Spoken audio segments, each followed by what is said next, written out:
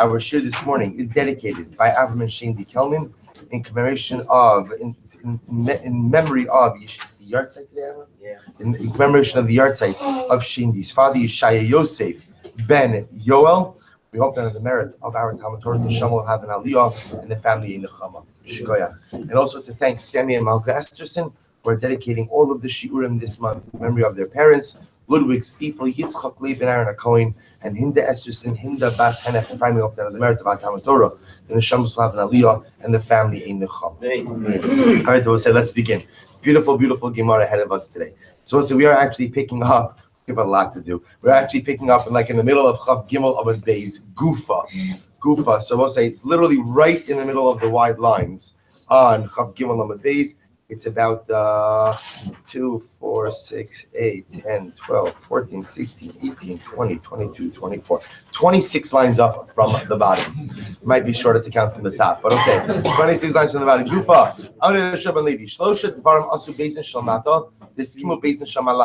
They both say, remember again, we started this discussion yesterday. There are 3 things that were done by the Beis Din Shalom. We read this yesterday. By the Beis Din Shalmata, HaKadosh Baruch Hu agreed with. What were they? Elohim Mikra Megillah, reading the Megillah, Shela Shalom, greeting people with Shem Hashem, and V'havas Meiser. And ultimately, again, under Ezra, the bringing of Meiser Rishon ultimately to the Beis HaMikdash.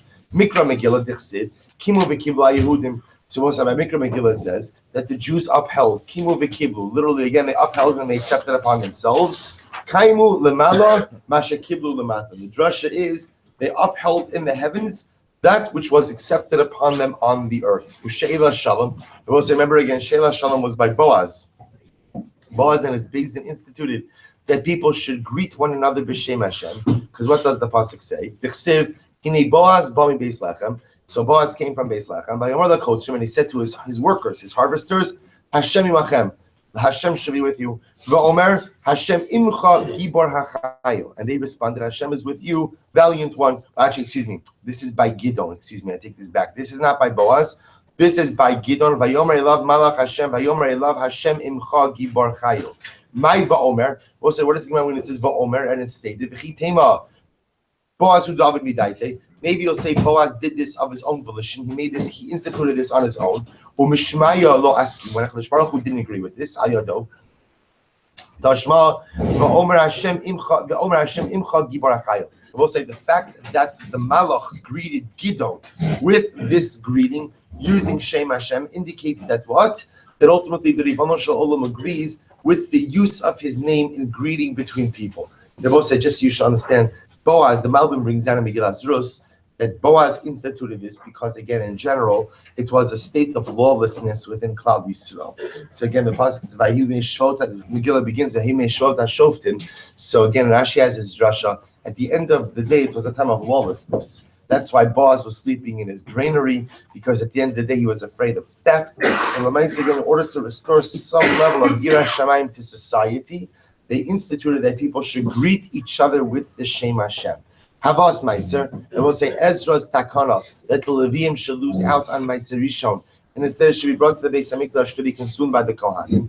So the Gemara says, "T'chsiv haviu es kol ha'ma'aser al beis ha'otzar v'teref bebeisi u'bechanuni na bezos amar Hashem tzivakos im lo eftach lochem es harubos hashemayim varikosi lochem bracha ad belidai." So again, the pasuk says, "Bring all the Meiser to the storehouses of HaKadosh Baruch Hu and the Ribono Shel Olam, and test me with this." HaKadosh Baruch Hu says, "You will see, I will open up the windows of Shemayim and I will shower down upon you bracha without end." My ad belidai. So what does this mean? Ad belidai. Amar Rami Barav achivlo sifsosechem ilomar dai. So you have so much bracha, says HaKadosh Baruch Hu, that your lips will tire from saying enough. So most of the idea over here is that the Ribono Shel Olam says, "Bring the Meiser to the Beis HaMikdash, and I will shower bracha upon you," which indicates to us what? That HaKadosh Baruch Hu agreed with this enactment. So also, the idea is 3 different enactments, all enacted by Beis Din Shalmata, that were agreed upon by Beis Din Shalmala. Amar Belazar, "B'gimel makomos Sophia Ruach HaKodesh b'Beis Dino Shel Shem, or Beis Dino Shel Shmuel HaRamasi, or Beis Dino Shel Shlomo." So says Belazar, in 3 different places, 3 different times, the Beis Din of Shem, the Beis Din of Shmuel, and the Beis Din of Shlomo are inspired by Ruach HaKodesh. So Beis Dino Shel Shem, where do we see this by Shem? Vayakar Yehuda Vayomer Tzad Kamer. So the assumption is that Tamar when she was judged, ultimately a judge to be executed, so she was judged by the Beis Din of shame. So remember again, the whole episode with Yehuda and Tamar plays out in the Beis Din of shame. So the pasuk says, "D'chsiv vayakar Yehuda v'Yontzad kameres." Remember again, Tamar says, "The father of my child, the father of this child, is the owner of this staff and the owner of this cloak." Yehuda recognizes his items, and he says, "She is more righteous than me." Tzad kamimeni. Mina yada. So how did Yehuda know that he was the father of the child? Tilma ki da azal ihu legaba. It is true that obviously he knows now that he was with her, but maybe the same way that he was with her, other men were with her as well, and maybe again someone else is the father of the child. So a Baskal comes out and says that these events were orchestrated by me. So you see the Ribbon Shel Olam ultimately again intervened. The Beis Din Shel Shmuel, where do you see the Ruach HaKodesh in Beis Din of Shmuel? The Chsiv, Hineni anu bi neged Hashem, the neged Mishicho, Estror milakachti. So also remember again, this was when the people wanted a king, and Shmuel Hanavi appoints Shaul, and the truth is he feels betrayed. He feels betrayed because he was the leader of the Jewish people. Now they wanted someone else, and he felt betrayed by the people. So he says, they rebelled against me, they rebelled against the anointed one of HaKadosh Baruch Hu. Did I ever take anything from them? Did I ever take their shar? Vayomru lo ashaktanu v'lo ritzosanu. And people responded, "No, Shmuel, you never did anything wrong to us." Vayomer eid Hashem ve'eid Mishicho. So Shmuel says, so Shmuel says, God is my witness. God is my witness that I never wronged the people. Vayomer eid. And they said, and literally, and he said, I am a witness. So the Gemara says, Vayomer, Yorim Baile. So we'll say, just the way this conversation is happening, is Shmuel essentially saying is, I never wronged anyone. And he said, let God be my witness. And Vayomer Eid should have said, the people said, yes, we are your witness. You never wronged us. But it doesn't say, we are your witness. It said, what does it say? I am your witness. Who's the witness? Baskal came out to Baruch who said, I am the witness to Shmuel Hanavi that he never wronged the people at all. The Beis Din Shel Shlomo. We'll say, what happened in the Beis Din Shel Shlomo? The Chsiv Vayan Hamelach Vayomer Tunu Lo Es Hayelet Hachai Vahames. Excuse me. Vahames Lo Timiseu. Kiimo. Supposed to listen to this. So remember again, this is the famous Solomonic episode where the two mothers come up for Shlomo Melech. Each one had a child. One child was dead. One child was alive, and both claimed to be the mother of the living child. Shlomo Melech says, ultimately again, cut the baby in half. The real mother says, no, just let the other one have it. Shlomo says, oh, she's the real mother. So the Gemara says, Mina yada. How does Shlomo know that the one who said, okay, let the baby live, was the real mother? Dilma iruma ma'arma. Maybe she was playing in maybe she just knew how to play this game. Maybe at the end of the day, she just knew that if she made a stronger show of compassion, that Shlomo would side with her. So I said the Shlomo knew the answer was a Baskal came out and said the Baskal declared this one is the mother of the child. Amarava. So the Gemara goes back and says that Lemais again, maybe there were other ways in each of these episodes that these particular people figured out what the right answer is. For example, Amarava Mimai Dilma Yehuda Kevan Dechashiv Yarchi Yomi Visrami Dechazinan Mechaskinan Delo Chazinan Mechaskinan. I don't understand. Maybe Yehuda didn't figure out that he was the father of the child through Ruach HaKodesh or Baskal. Maybe he just did the math. Maybe recognizing again that if you do the math, he was the child. And again, there's no reason to assume that Tamar was with any other man. To which the Gemara says, Shmuel Nami Kuli Yisrael Karilu B'Lashon Yechidi. Furthermore, again, by Shmuel Hanavi, when it says Vayomer Eid, we're translating Vayomer as he said, I am a witness as God. Maybe he's just referring to all of Klal Yisrael in the singular. Tichsiv Yisrael Moshe Hashem Shlomo Nami Midahal Kamarasma Rumerachma. Excuse me. Bahalo Kamarachma. Furthermore, again, by Shlomo, you don't need a Baskal. Again, just Solomonic intuition tells us that Lamaisa, the more compassionate one, is going to be the real mother. To which the Gemara says, Eli Gemara, you're right. We don't know this from the Psukim, but rather, again, we have a tradition. We have the Gemara, we have Masorah, that in each of these three cases, the Ribono Shel Olam Bechvaldo Ba'atzmo intervened, and a Baskal helped to resolve these situations. Darish Rabbi Smaloi. Shmuel says, here we go. It was like Darshan. Shish mios v'shlosh mitzvos namru lo Moshe. There are 613 mitzvos given to Moshe Rabbeinu. Shlosh meos.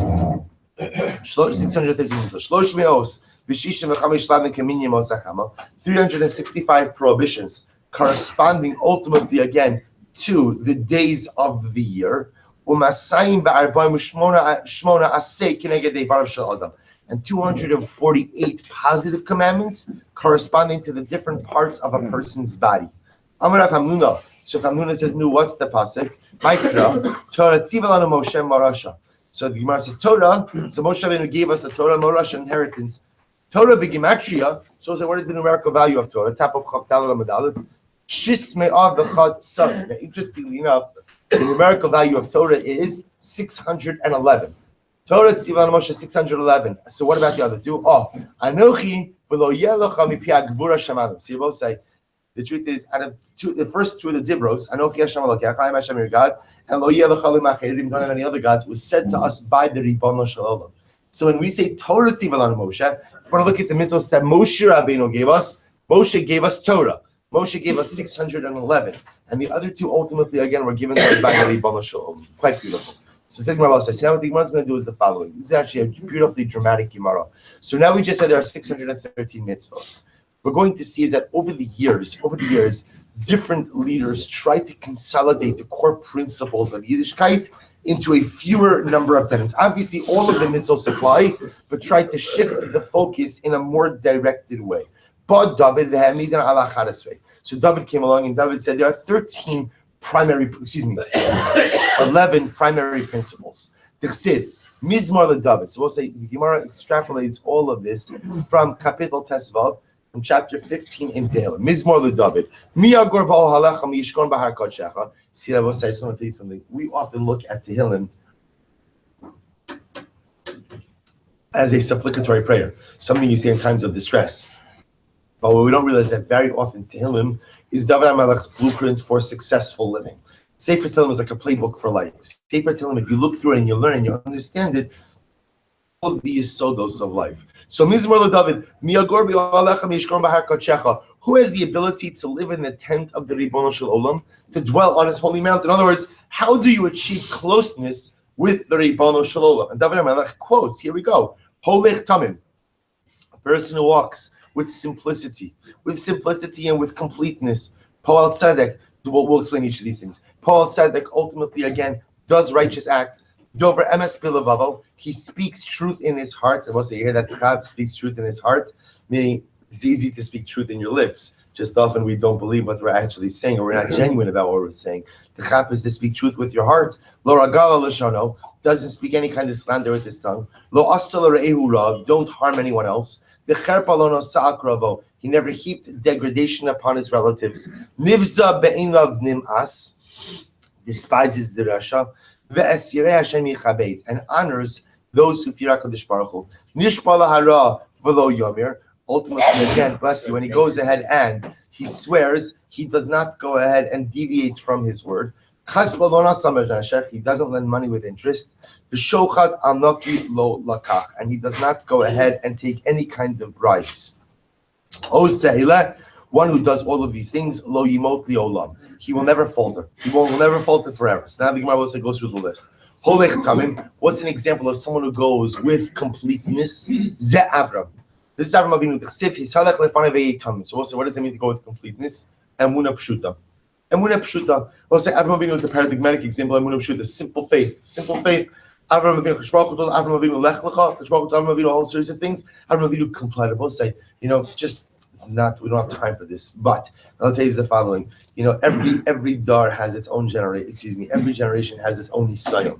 So it used to be that again in previous generations, not even so previous. Like see my grandparents' generation, the nisayon was shmira Shabbos. Can you go ahead and keep Shabbos? Can you keep Shabbos at the end of the day and still be a frum Jew? That's not our nisayon. We Baruch Hashem live in a time and we live in a country where you could do whatever you want. And you could still be a Shomer Shabbos. I say our nisayon is emuna pshuta. We are so intellectualized and we are so learned, more learned than ever before because we have access to knowledge like no other time. We've forgotten the art of emuna pshuta. We've forgotten the art just of simple belief in HaKadosh Baruch Hu. We sometimes things go wrong and people are filled with all kinds of theological crises. Things didn't go the way exactly that I wanted. We've lost the art a little bit of Emunah Pshuta, just a simple belief in HaKadosh Baruch Hu. That was Avram Avinu. That's Holech Tamim. Avram Avinu, Po'al Tzedek, Keep going, Abba Chilkiah. Remember again Abba Chilkiah from Maseches Tainis? You remember him? Good, right? Remember the beautiful Ma'aser. Abba Chilkiah was the grandson of Choni Agel. So Abba Chilkiah was a day laborer. Abba Chilkiah was a day laborer. See, I will say, many of us already have this worked out. When we come up to Shemayim after 120, and HaKadosh Baruch Hu asks me, why didn't I become an accomplished Talmid Chacham? So we've got it worked out. I'm an accountant, I'm a lawyer, I'm a doctor, I'm a this, I'm a that. And who's HaKadosh Baruch Hu going to call over? He's going to call over Abba Chilkiah. Abba Chilkiah was a sharecropper. He didn't even have his own field. He was a sharecropper on someone else's field. Abba Chilkiah usually wore borrowed clothing. And Abba Chilkiah became a Gadol Hadar literally as a manual laborer. So that's, but Abba Chilkiah was known to be especially honest, with never taking time from his work day to spend on his own needs. In other words, again, when he was on the clock, he was on the clock. Dover MS Bilavavo. Ultimately, again, what Dover MS Bilavavo speaks to the truth and Sarki Gon, Rav Safra. Like Rav Safra, what happened with Rav Safra? So if you look at the Rivan, he says, B'she'iltros to Rav Acha, Haki Hava, Uvdad Rav Safra, Hayelo Chafetz Echad Limkar, Uba Adam Lafana B'shasha Ikari Kriyashma. No, the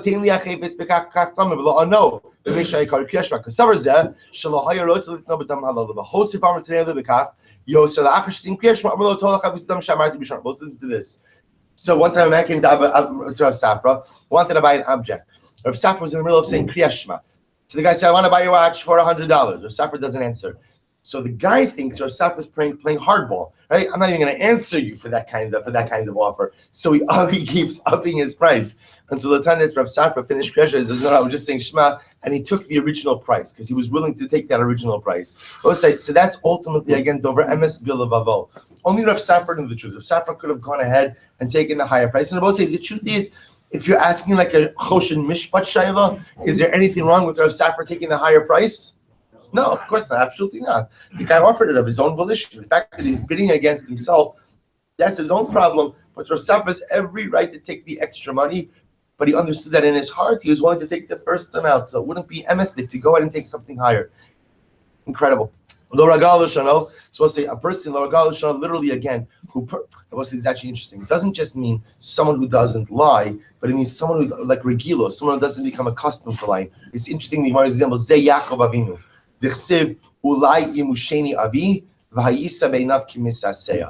Ultimately, again, Yaakov Avinu we see is exceptionally resistant to carry through on his mother's plan, exceptionally resistant, because at the end of the day, he realizes that, what does this make me? What does this act make me? At the end, he does it because his mother commanded him to. So he never harmed his fellow. The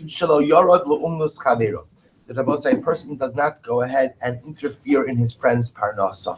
The Rabbi is actually quite beautiful. He never heaped degradation upon his relative. We'll say this is someone who takes care of his relatives. There's a mitzvah to take care of every Jew, but especially of your own relatives. That if you see one of your own family slipping down, right, experiencing a setback, that there's an obligation to step in. Nivza be'enav nim'as, a wicked person, is disgusting in his eyes. Zechizkiah HaMelech shagir atzmos aviv b'mita shachavalim. The Bible said this refers to Chizkiah HaMelech, who when he becomes king, the first thing he does is he repudiates the monarchy of his wicked father of Achav, and he drags his bones through the street. This is so beautiful. And he honors those who fear HaKadosh Baruch Hu. Listen to this. Ze Yehoshaphat Melech Yehuda. The Bible says this refers to Yehoshaphat. This is how beautiful this is. When Yehoshaphat, you have to imagine this, Yehoshaphat was the king. When Yehoshaphat the king would see a Talmid Chacham, Haya Omid Mikiso, he would stand up from his throne. Umechabko, he would hug him. Umenashko, he would kiss him. They call him Avi, Avi, my father, my father. Rebbe, Rebbe, my Rebbe, my Rebbe. Mari, Mari, my teacher, my teacher. That's how much love he had ultimately again for Torah and for Talmidei Chacham. Mishpah lahara v'lo yomir. He goes ahead and he swears to his detriment, and he does not retract. Rabbi Yochanan, Dam Rabbi Yochanan, ehei b'tainis ad sha'avo lebeisi. We'll say Rabbi Yochanan wanted to avoid eating at the house of the Reish Galusa for a whole variety of kashrus and political concerns. Not kashrus concerns which are political. I mean, like kashrus concerns and political concerns. So what he used to do is he would go ahead and he would make a neder. Whenever he would get invited, he would say, "I'm so sorry. I just made a neder not to eat until I get home." Right? So technically speaking, he didn't have to keep that neder because it wasn't a genuine neder, but he did. He said it, so he kept it. So he doesn't lend his money with interest. Afilu beribis oved kochavim. It's very profound, even to non-Jews. Even to non-Jews. You see, v'shochad anaki lo lakach. He doesn't take a shochad.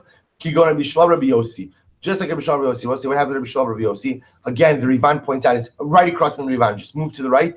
Go to Rabbi Yossi. Shahaya ariso maybe lo mishalo kodun zmano v'lo ratza likach kedei lios ladan. So let's listen to this. Rabbi Shmuel had fields and he had sharecroppers. One time, the sharecropper would bring him a basket of fruit every Thursday, right? And what happens? One day he brought it on Wednesday.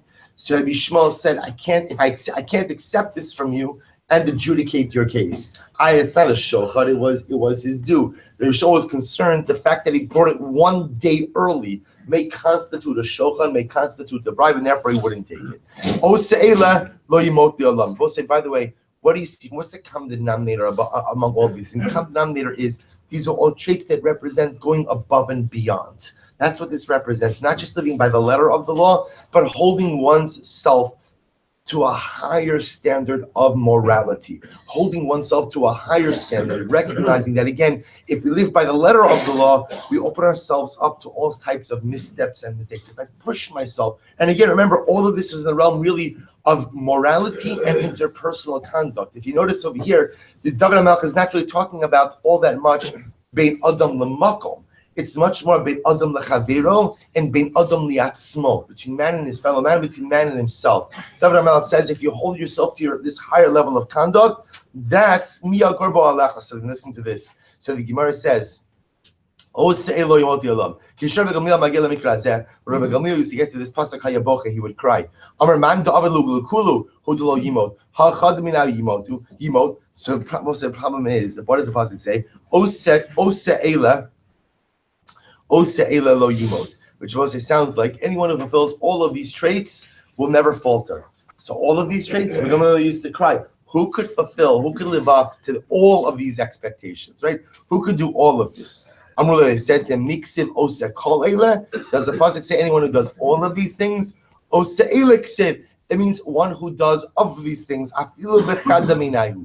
Even if one is just able to go ahead and adopt one of these Davidic traits, that's enough. Obviously, we aspire to adopt them all, but again, I have to start somewhere. Even just adopting something is good. Because if you don't say this, so the Gemara says, Ksiv Krachrin. There's another pasuk.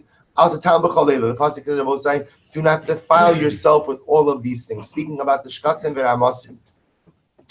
The Gemara says, Elahasam nami hanogeh b'cholei lehudim b'chad lo. So you're going to tell me that only one who touches all of these creepy crawly things is going to be tamei, but one who touches one of them is not. To which the Gemara says, Elalav ba'achas mikoleila. Rather, what does it mean? It means even if you touch one of these things, you become tamei. Hachanami ba'achas mikoleila. So to Rabbi saying the traits of the Davidic traits, even if one is not able to go ahead and become proficient in all of them, the ability to become proficient in even one of them is a great spiritual accomplishment.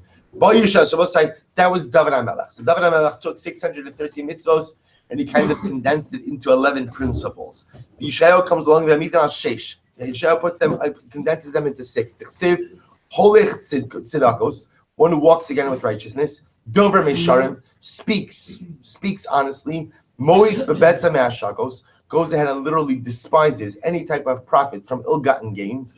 Nowhere kapav mitmoch b'shochad, he shakes off his hands from any type of involvement in bribery. Otem ozna mishmoa damim, he closes his ears from hearing anything negative. Va'otzam einav me'ra'os bira, and he goes ahead and he closes his eyes from seeing anything negative. The first wide line, chav daled amadaled.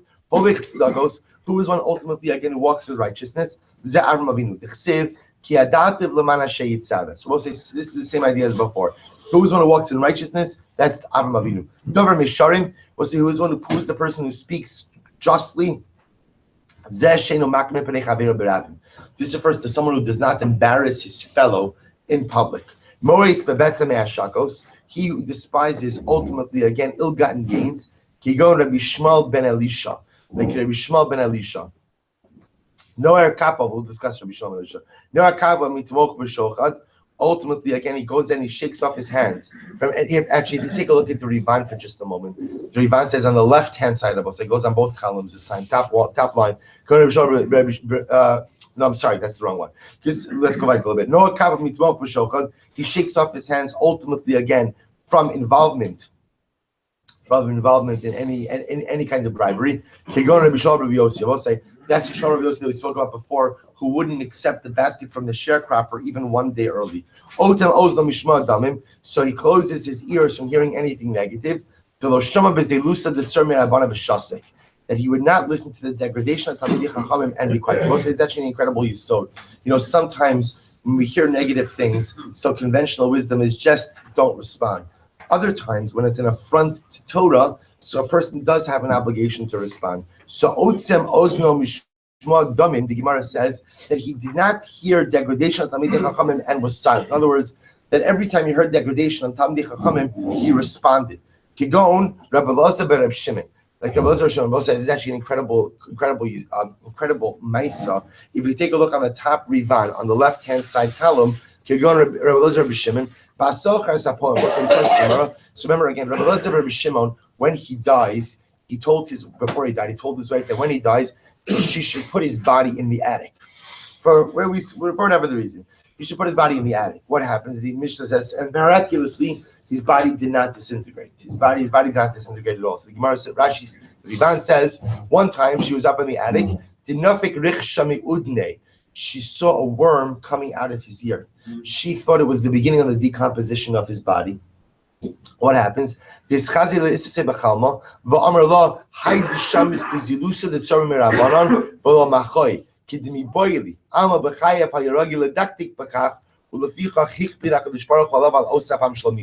what happens? He says, don't worry, my body's not decomposing. That's a punishment. He appeared to her that night in a dream. He said, because one time again, somebody was talking negatively about Talmidei Chachamim, and I did not respond. I did not stand up for the honor of Torah, and because of that, again, the punishment for that is that the worm was coming out of my ear. So the Gemara goes weiter. He closes his eyes from seeing negative things. So the Gemara says, Rabbi Chia bar Abba, this refers to a man who is careful not to look at women when they are laundering the laundry, right by the river. So again, the Rivan points out that when the women would launder the clothing, so they would lift up their skirts so that their dresses wouldn't get wet, so their legs would be exposed. So this is a man who is careful not to look at the women at the time when they are laundering the clothing. Uksiv, and the pasuk says, ultimately, again, such a person will go ahead and be able to dwell on the highest levels. Ba Micha v'ha'emidan al shalosh. Micha comes along, and he will say further condenses it. And he condenses it ultimately again into three principles. So we'll say now again, to be clear, everyone agrees there are 613 mitzvahs, and everyone agrees ultimately again that they're all obligatory. What's happening over here is an effort to try to condense the core principles of Yiddishkeit into a small number. So we see, by the way, that as the generations go, so as generations continue, attention spans become less and less. So we have to try to condense it into fewer pillars. So it starts with David HaMelech with 6, is now up to Micha with 3. Micha comes on, uses 3. Tichsiv, Higid Lecha Adam, Matov, Umashem Dorish Mimcha. So Micha says, I'll tell you, man, what is good and what does God seek from you. Kimasos Mishpat, God wants you to do justice. Va'avas Chesed, HaShem wants you to love Chesed. Va'atznei leches im Hashem Elokecha. Literally again, and walk humbly. Atznei leches can mean humble or modest. Walk humbly or walk modestly with HaKadosh Baruch Hu. Asos Mishpat, so what does it mean, do justice? Zehadin. This refers ultimately again to justice. Be a just person. Avas Chesed, love kindness. Zegemilas Chasodim. We'll say this refers to be a Bal Chesed. So atznei leches, so what does it mean again? Walk humbly. Zehotzas hameis v'achnasas kala. This refers to also ultimately again to taking care of the dead and marrying off girls who don't necessarily have someone else to look at them. I will say, how do you get atznei leches from that? So remember again, the Rivan points out that the Rishonim from atznei leches to the pasuk in Kalev of Tovla leches lebeis eva mileches lebeis mishta. And the word leches is used in conjunction ultimately with a levaya, is used in conjunction with a wedding. So therefore, atznei leches means be the type of person who takes care of the dead as well as takes care of the living. So again, it's interesting that it's neilachas, walk humbly or walk modestly, is referring to events that are generally public. Levayas are public. Chasanas are public. So if I have an obligation to be modest and to be humble in public events, dvarim shadarkan lasos v'tzena alachas kama v'kama. We'll say if I have to be tzanu, if I have to be humble and modest in public events, all the more so I must attain a level of modesty with more private things as well. Chazir Yeshayahu v'amid Yeshaya comes along and says, no, I can condense everything into two principles.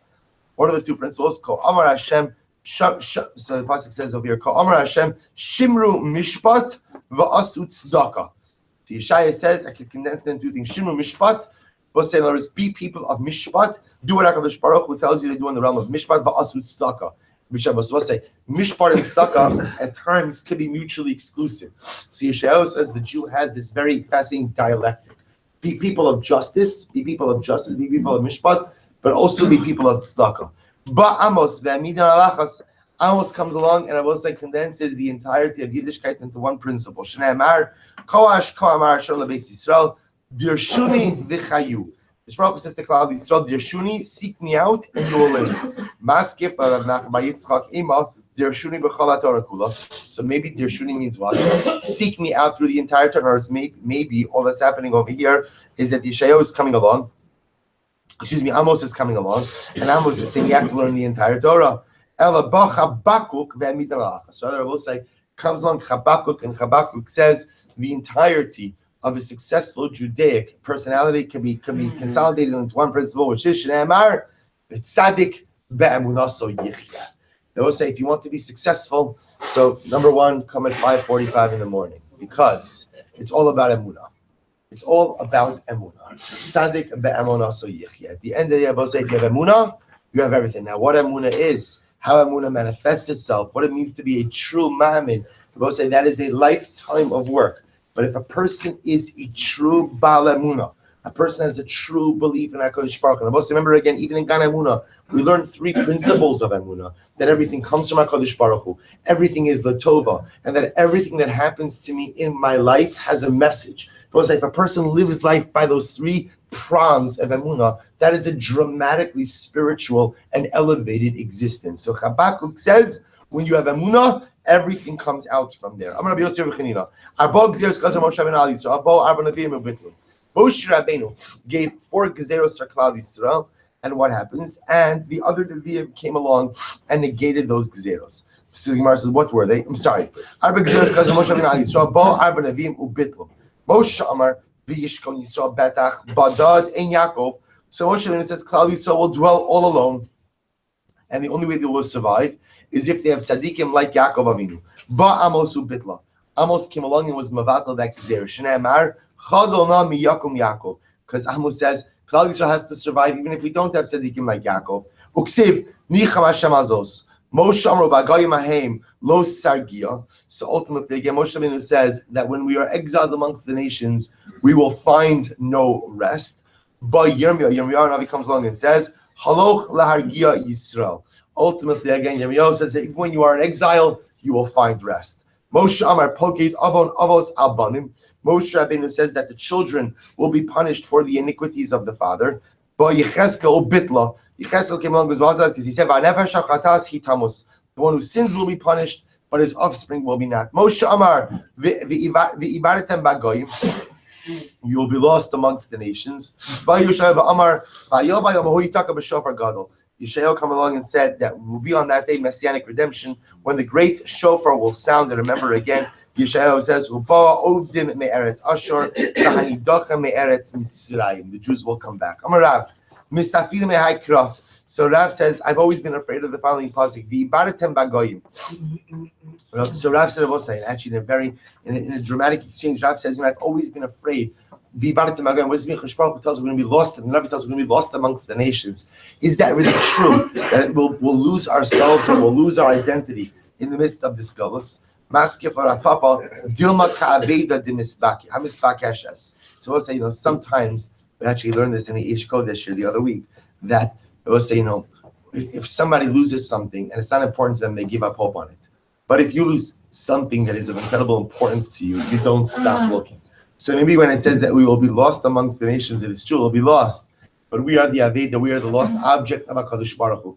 And as Chazal say, Bal Aveda, Machzir al Aveda. So the person who loses the object always goes to look for it. T'chsev, Ta'isi kaseh oved, Bikesh Abdecha. Now look, the Sefer Dikra, V'achaleh eschem eretz avechem.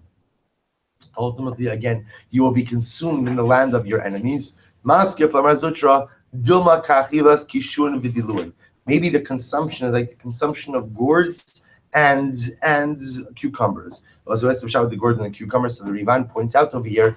He explains, if you look in the left-hand paragraph towards the bottom, Kachilas Kishun Vidiluin, Shochlem Mitzasam and Ochlem. So you eat some of them, you don't eat all of them. Also, the way it works with Diluin Kinshuin, there are some you eat, there are some you don't. So Klal Yisrael, unfortunately, will suffer losses when we are in exile, but the klal itself will never cease to exist. So we'll say now we end off with a very dramatic ma'isa.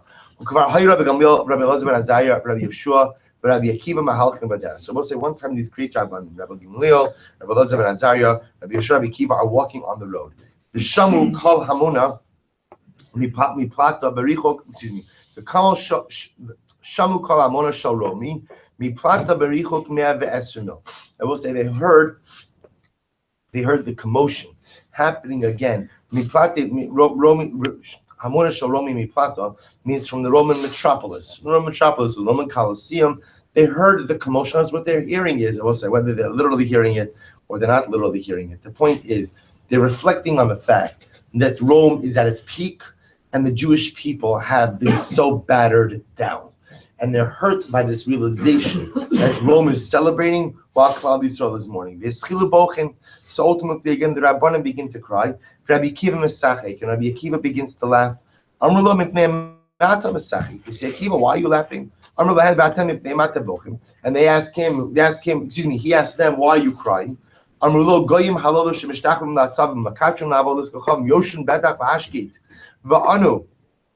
he said, how can we not cry? These idolaters, these base people, right, who dive into idolatry, are sitting in such security and happiness and quiet. Va'anu, beis hadom raglei Elokeinu, and our beis hamikdash saruf beish. We'll say Amar beis saruf beish v'lo nifka. Our beis hamikdash was destroyed and we shouldn't cry. Amar lahem, he says to them, lakachani mitzachik. This is why I am laughing. U'ma la'ovei ritzono kach la'osei ritzono lachas kama v'kama. If at the end of the day, this is how HaKadosh Baruch Hu rewards those who trespass, who violate His will, that can only imagine the reward that is waiting for us. We who are Ovdei Hashem, we who possess true emunah, we who possess true devekis, I can only imagine the reward that is waiting for us.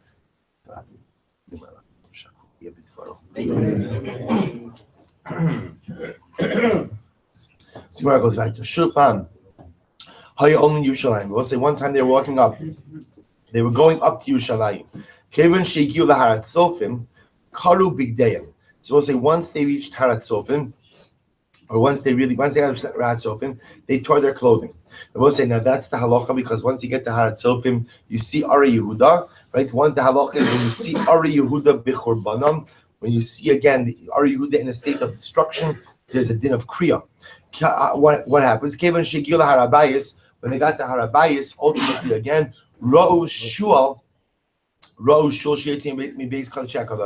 they saw a fox coming out of the Holy of Holies. The Rabbanim, and Kirabo says the same group of Rabbanim. The Rabbanim begin to cry and Rabbi Akiva begins to laugh. Akiva, why are you laughing? So Rabbi Akiva says, why are you crying? So I said, Rabbi Akiva, the spot where the Torah Kedosha says that the non-Kohen who approaches will die, and now foxes walk through it, and we shouldn't cry. In other words, say what a dramatic change, right? Again, this spot, the Kodesh Kodesh, the Holy of Holies, which was a place that only one man could enter in once a year, the Kohen Gadol and Yom Kippur, and now again, even animals just walk there freely, and we shouldn't cry. Amar Lahan Rabbi Akiva says, "L'kachani mitzachek." This is why I am laughing. D'chsev va'ida ki li edim ne'eman es Uriah Cohen v'Zechariah ben Yevarchio. So the pasuk here says in Yeshayahu, I will go ahead and bring forth trustworthy witnesses. Who? Uriah Cohen and Zechariah ben Yevarchio. So says Rabbi Akiva Doesn't make sense. V'chima inyan Uriah eitzel Zechariah. Uriah and Zechariah live in two different times. Uriah b'mikdash rishon, uZechariah b'mikdash sheni. Uriah lives during the time of the first Beis Hamikdash. Zechariah lives during the time of the second Beis Hamikdash. So we'll say. So the question over here is, why does Yeshayahu HaNavi mention them both as witness? What could they both be witnesses to? One is first Beis Hamikdash. One is second Beis Hamikdash. Ella Tala HaKasav Nevuaso Shel Zechariah b'Nevuaso Shel Uriah. Rather, the Torah is coming to link the Nevuah ultimately of Zechariah with the Nevuah of Uriah. We'll say, what's the Nevuah? Uriah ksiv lachin biglalchem tzion sada techarash. By Uriah, the pasuk says, Uriah will say, prophesied about the destruction of the Beis Hamikdash. And not only was the Beis Hamikdash destroyed, but the Harabais, Yerushalayim, became like a plowed field. Lachin biglalchem, because of your sins, tzion sada techarash. Tzion will become like a plowed field. So we'll say that was the Navi, that was the Nevuah of Uriah. B'Zechariah ksiv od yeshvu zikenim uzekenos berachovos Yerushalayim. We'll say, what does Zechariah say? Zechariah, on the other hand, gives us the prophecy of Geula. And Zechariah says that the time will come that the old men and the old women will sit in the streets of Yerushalayim. So we'll say, so you understand, of course, so the pasuk goes on and it says, V'ish mishan tov yado me'rov yamim. Now, both you'll say to yourself, well, that's not exactly the picture of vitality of old men and old women sitting in the streets of Yerushalayim. But also understand it does represent a tranquility. What it represents is people finishing up their twilight years in the security, in the serenity, and in the beauty of Yerushalayim. So ultimately, again, the Navi says that there will come a time when Yerushalayim will be tranquil. There will come a time when Yerushalayim ultimately again will be filled with shalom. So what happens? Achlo niskaima nevuaso shel Uriah hayisi misyar shel niskaima nevuaso shel Zechariah. So Rabbi Akiva says, up until I saw the actualization of the Nevuah of Uriah, I wasn't sure if we would ever see the actualization of the Nevuah of Zechariah. As I will say, these two Nevuahs are linked. One is a Nevuah for destruction, one is a Nevuah for salvation. Rabbi Akiva says, but first has to come destruction before salvation. So before we saw the actualization of the Nevuah for destruction of Uriah, I was afraid that maybe this Nevuah for salvation wouldn't come. Now